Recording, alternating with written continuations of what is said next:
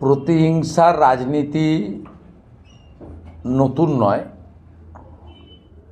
প্রতিহিংসার রাজনীতিতে মমতা বন্দ্যোপাধ্যায় এবং তার পুলিশ প্রশাসন যেভাবে নিচে নেমে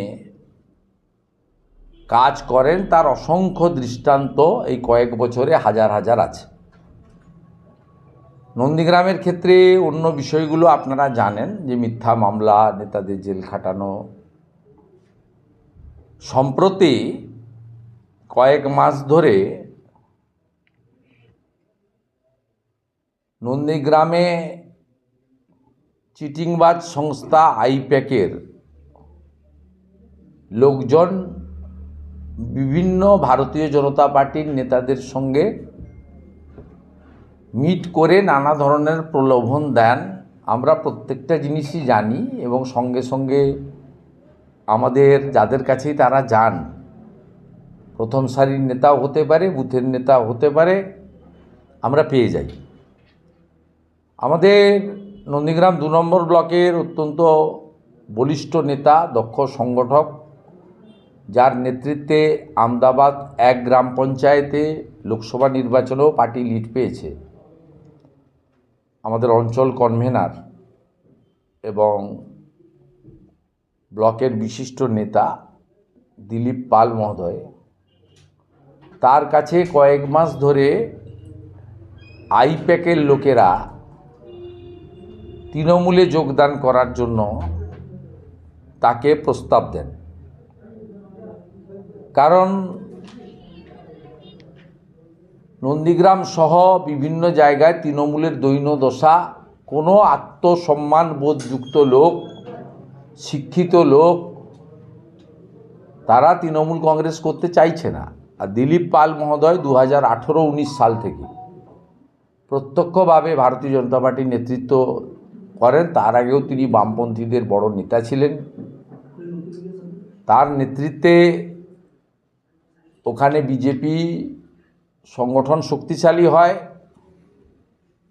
তাকে বলা হয় যে আপনাকে আমরা এটা ওটা XYZ অনেক কিছু দেব, আপনি চলে আসুন।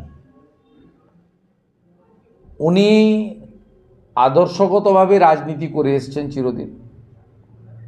লোভ লালসা চাওয়া পাওয়ার কাছে আত্মসমর্পণ করেননি। তিনি ওনাদের প্রস্তাবে রাজি হননি এবং তিনি দলের কাউকেও জানাননি যে প্রস্তাব এসেছিল, প্রত্যাখ্যান করেছি। কারণ তিনি কোন মেরুদণ্ড সোজা রেখে তার স্বাধীন চেতা সিদ্ধান্ত নিয়েছেন।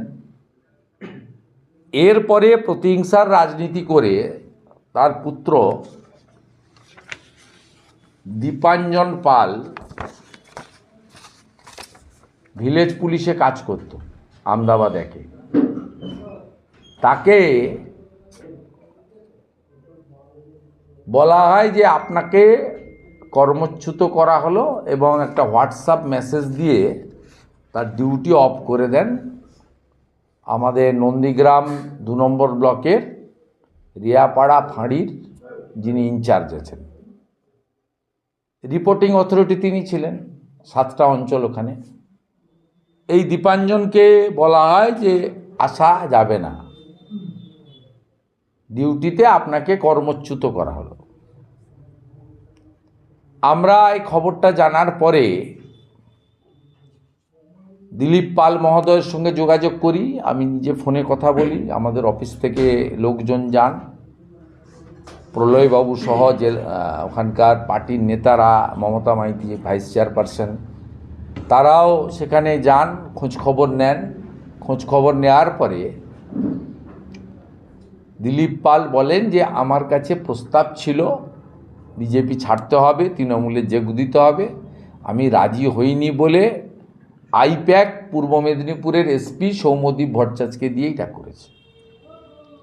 এমনি ভিলেজ পুলিশ বা সিভিক ভলেন্টিয়ারদের চাকরির কোনো গ্যারেন্টি নেই।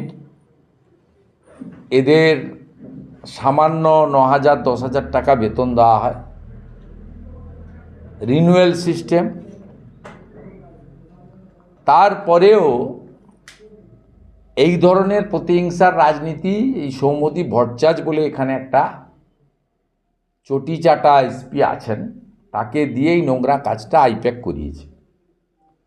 আমি আপনাদের মাধ্যমে এই প্রতিহিংসার রাজনীতিকে সামনে আনলাম, কিন্তু ভাববেন না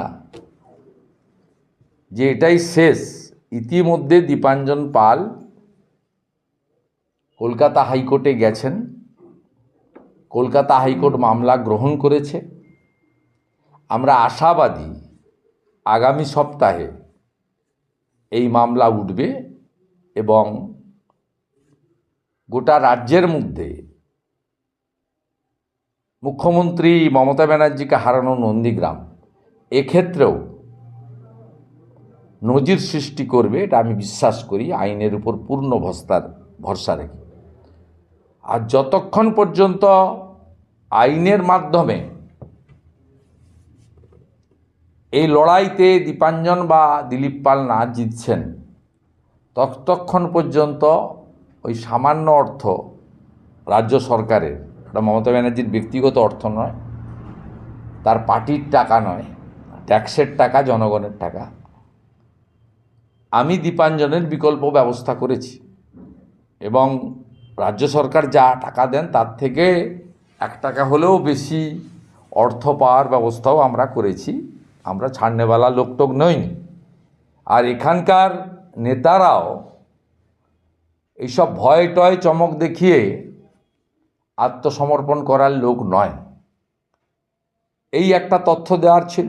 পাশেই দিলীপ পাল আছেন, জেলার জিএস মেঘনাথ দা আছেন, মেঘনাথ পাল, জেলার ভাইস প্রেসিডেন্ট ওই এলাকার নেতা প্রলয় পাল রয়েছেন, পঞ্চায়েত সমিতির সহসভানেত্রী ওই এলাকার নেত্রী আমদাবাদ 2-এর মমতা মাইতি রয়েছেন এবং অভিজিৎ ভাই রয়েছেন, আমাদের নন্দীগ্রাম ব্যাকের কনভেনার।